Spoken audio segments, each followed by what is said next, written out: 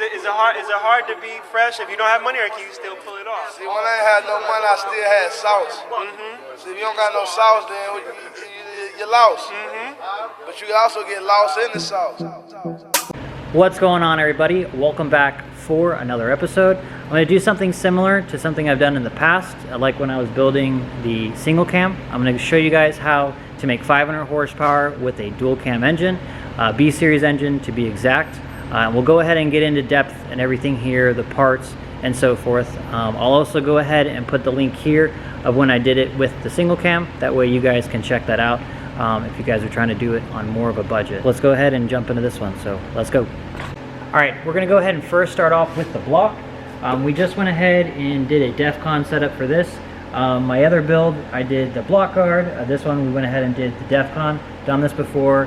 Had issues before, but it was because of where the DEF CON got down to the water pump. So you gotta make sure that you block it off good enough so that way it doesn't affect anything with the cooling of the engine. So we'll go ahead and put that right there. I'll put a link there of us doing the DEF CON. We recently did that. But that's pretty much all you got to do for the block. Just want to strengthen it. That way you don't get cylinder walk at higher RPMs. That's pretty much everything for the block. Now over here for the rotating setup, we just got a set of H-beam rods. You can go with the Scats, Eagles. They're all pretty much similar. The only thing that really changes is the ARPs that hold the rods together. We also went ahead and just went with stock pistons. Didn't do anything special, just the normal stock pistons. Another thing you really want to make sure that you go with is a good set of bearings, especially under heat when you're trying to make good power.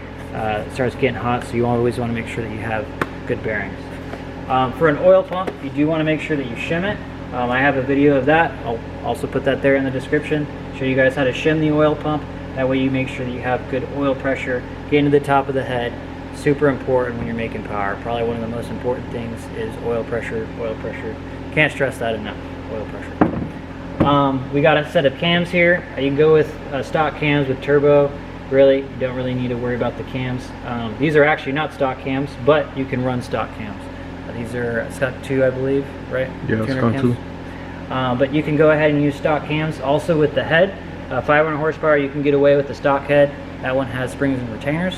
But like I said, you guys can go with the stock head, still make 500 horsepower, and make it reliable. Crank is obviously 100% stock. Nothing is done to the crank, just normal stock crank. A Cosmetic head gasket, good thing to go with. Also a set of ARPs. I don't know where they are. I don't think we got any of the ARPs up here, but definitely want to make sure you get ARPs. That's very important, especially under boost. You don't want that block starting to separate from the head. You start burning coolant and stuff, so that can definitely be an issue. That's pretty much everything for the engine, everything that you need for the motor itself. I'll go ahead and go in there and I'll show you guys everything you need for like the turbo setup or what we recommend you use if you're on a budget. So let's go ahead and get inside. Alright, another good thing to get for your build is a catch can. You don't want that oil circulating back to the engine. It's just going to cause issues, so you want to make sure you got that oil going somewhere. So getting a good catch can would be a good idea. You can make one on your own. You don't have to get one just like this if you don't want to. This one's obviously really cool, and you can find usually a really good deal with these online. This is the manifold he's going with. We don't recommend using a log manifold just due to heat. Top manifold, the turbo doesn't get as hot, and it's got more room for that air to flow. That way, you don't have as much heat.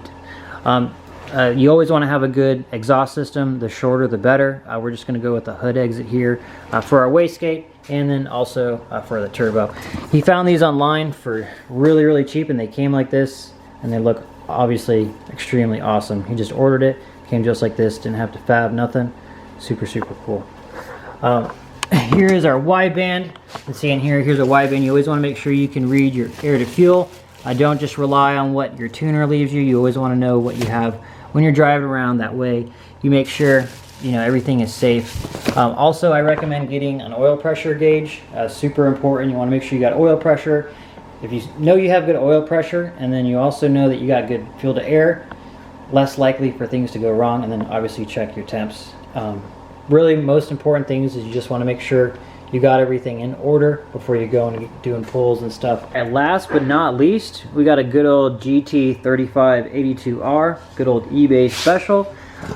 These are great. I know you've seen, if you've watched any videos online about people making any type of power for Hondas on a budget, this is pretty much what everybody uses. And I'll be using this on my single cam build as well, pretty much the same exact turbo.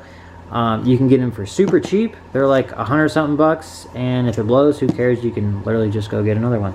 I love these turbos, super cool. This one's got a V-band on it as well, so super awesome. But anyways, guys, that is pretty much everything you need. You obviously want to do a decent clutch setup, and from the amount of power that we're making, the stock B-Series transmission will be able to hold it more than capable of holding it.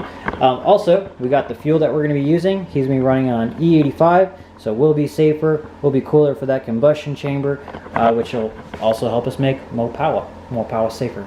But anyways, guys, like always, thank you for watching. Go ahead and like and subscribe, and I'll see you guys soon. Peace. If you don't got no sauce, then you're lost.